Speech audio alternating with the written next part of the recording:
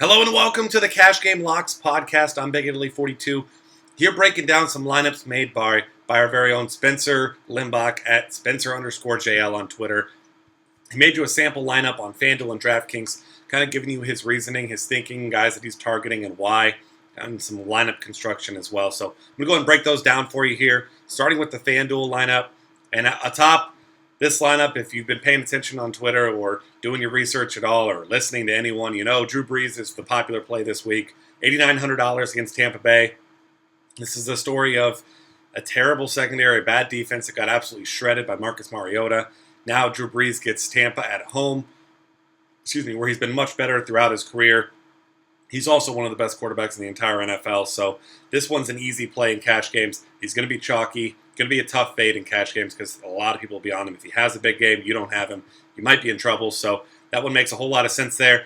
Next up, he throws out a couple options. Carson Palmer, if you are trying to save.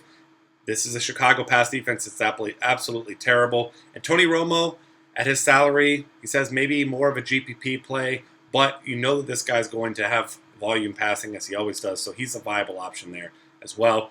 Running backs, he's got all these guys listed: Marshawn Lynch, Jeremy Hill, Justin Forsett, Carlos Hyde, Amir Abdullah. He's trying to find a combination of those guys. This one, he locked in first Marshawn Lynch against the Packers defense that gave up almost 6 yards a carry, almost 200 yards on the ground last week to the Bears. So Marshawn Lynch, a guy that I love this week as well. He's going to be one of the building blocks for me in my cash games. And then with him, you're going to have to find one of the values. He went ahead and slotted in Amir Abdullah in this one. And this is an interesting option. Obviously, rookie, only having played the first game. Second game of his career, 96 total yards on just 11 touches in week one. And now he's facing a Minnesota team that got absolutely destroyed by Carlos Hyde last week. So Amir Abdullah, cheap too, at $6,400, the guy that gives you some value, gives you some upside as well.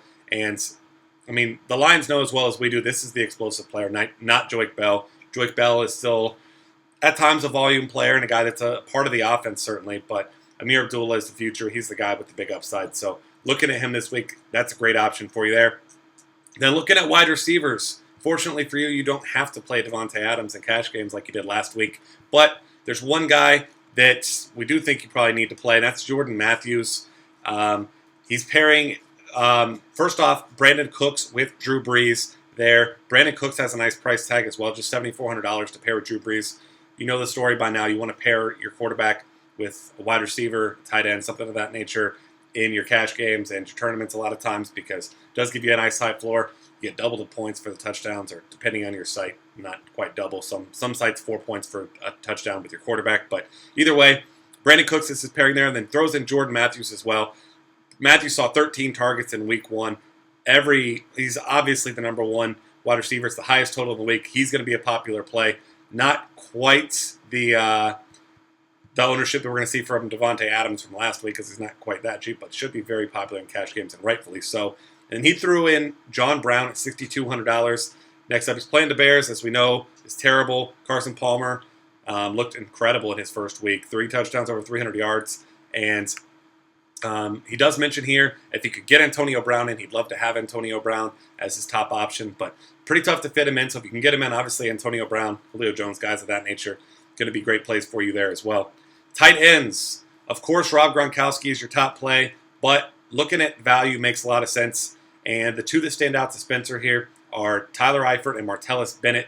And if you don't need the extra $200, Bennett makes sense. You've got Alshon Jeffrey, who's banged up. You've got Jay Cutler, who has been relying on him in a big-time way, especially in crunch time and in garbage time as well, if there is garbage time in this game, which there very well may be. And we've seen Martellus Bennett be a great target. He's a huge red zone target, so that's a great play. And like he mentioned with Tyler Eifert, Eifert saw 12 targets in week one, hauled in a couple touchdowns, and I don't believe that as to be any sort of fluke. Obviously, you can't anticipate 2 touchdowns each week, but the 12 targets, I imagine it'll probably be more like 8 to 10 on a given week. And that was in a blowout. So, if this game's close, Tyler Eifert, really tough cover with the San Diego defense, so that's going to be an interesting one there. Kicker mentions in cash games, and this is a direct quote for you, in cash games, sometimes it makes sense to pair a kicker with his QB if the salaries work out. That way, quarterback can lead the drive, and you'll either get a touchdown or a field goal, ideally. And he went ahead and locked in Jake Hocker at minimum salary, while Josh Brown, we got a very high scoring game there against Atlanta. makes another sense, more sense at minimum salary once again. And then defense, looking at Miami and Baltimore, both guys are both units, I should say, are in great spots this week. Both are cheap. He went with Baltimore because he likes their matchup better against Oakland. You got inexperienced, not 100% quarterbacks. I mean, this is just a bad offense. It didn't even score until fourth quarter last week. So, and he also mentions that St. Louis against Kirk Cousins could be an interesting option for you as well. Looking over the DraftKings lineup, a lot of similar guys in there. You've got Drew Brees there, of course. Once again, Amir Abdullah, who's even crazy cheap there, $4,500. And then he said that Palmer was interesting at $1,100 less than Brees. If that makes a difference in you being able to upgrade elsewhere, he loves it. But instead, he went with some balance here. Got Mark Ingram in there, just $5,900 against that bad Tampa Bay defense. Jordan Matthews, Brandon Cooks, and John Brown, and Martellus Bennett once again.